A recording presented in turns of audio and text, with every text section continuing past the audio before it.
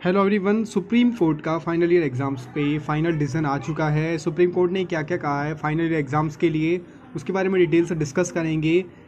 क्या कुछ कहा है कि फाइनल ईयर की एग्ज़ाम्स कब तक होंगे, कब तक करवाना उन्हें अनिवार्य रहेगा। सुप्रीम कोर्ट ने ये बात तो साफ कर दी है कि सुप्रीम कोर्ट ने कहा है कि यूनिवर्सिटी में फाइनल ईयर की परीक्षा होगी, बिना इसके प्रमोट नहीं कर सकते।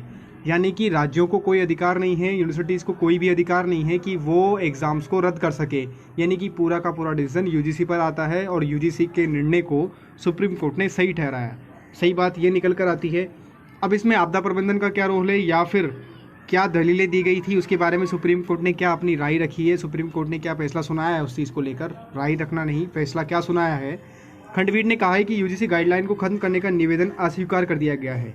यानी कि कुछ याचिकाएं थी यूजीसी गाइडलाइन को खत्म करने के लिए कह रही थी, उनको अस्वीकार कर दिया गया है।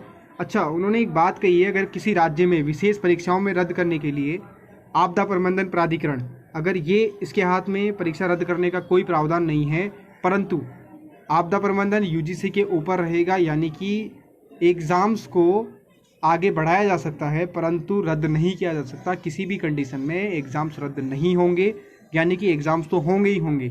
अगर किसी राज्य में ज़्यादा आपदा है, यानी कि बाढ़ है या फिर कोरोना वायरस के केसेस लगातार बढ़ रहे हैं, उस केस में ये चीज़ हो सकती है कि एग्ज़ाम्स आगे बढ़ा दिए जाएँ।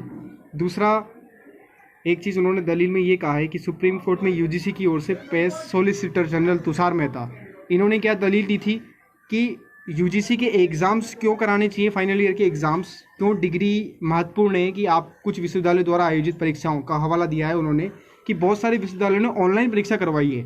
यानी कि ऑनलाइन परीक्षाओं का हवाला देकर उन्होंने कहा है कि परीक्षा का विकल्प सही है, यानी कि फाइनल ईयर की परीक्षाओं को कराने का निर्णय बिल्कुल सही है। उस पर एक और चीज़ निकल कर आती है कि उन्होंने कहा है कि आपको विदेशी विश्वविद्यालयों में अगर एडमिशन लेना है तो आपके लिए डिग्री बहुत ही ज़्यादा महत्वपूर्ण है। यानी कि फाइनल ईयर के एग्ज़ाम्स बहुत ज़्यादा इंपॉर्टेंट हैं, तो आपको कहीं ना कहीं ये एग्ज़ाम्स तो देने ही होंगे। और आगे की डिग्री के लिए भी, यानी कि आगे की शिक्षा के लिए, अगर आप हायर एजुकेशन करना चाहते हैं, यानी कि एमएससी वगैरह या एमए वगैरह या फिर कुछ अदर कोर्सेज करना चाहते हैं, तो आपके लिए बैचलर डिग्री इंपॉर्टेंट रखती है। और ये फाइनल ईयर का एग्ज़ाम्स ही आपकी डिग्री को डिसाइड करता है।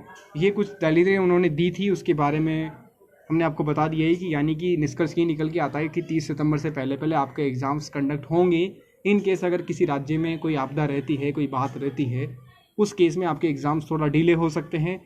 स्टूडेंट्स के पास में दो ऑप्शंस रहेंगे। अगर किसी स्टूडेंट्स को कोरोना वायरस हो जाता है या किसी कारण से वो एग्ज़ाम्स में नहीं बैठ पाता है, तो भी उसके पास में एक और चांस रहेगा, वो बाद में भी एग्ज़ाम दे सकेगा। वो जब कभी भी यूनिवर्सिटीज़ अपने बेस पे ऑर्गेनाइज़ करवाएगी, यानी कि एग्ज़ाम्स करवाए जाएंगे, उस टाइम पे वो दे सकता है।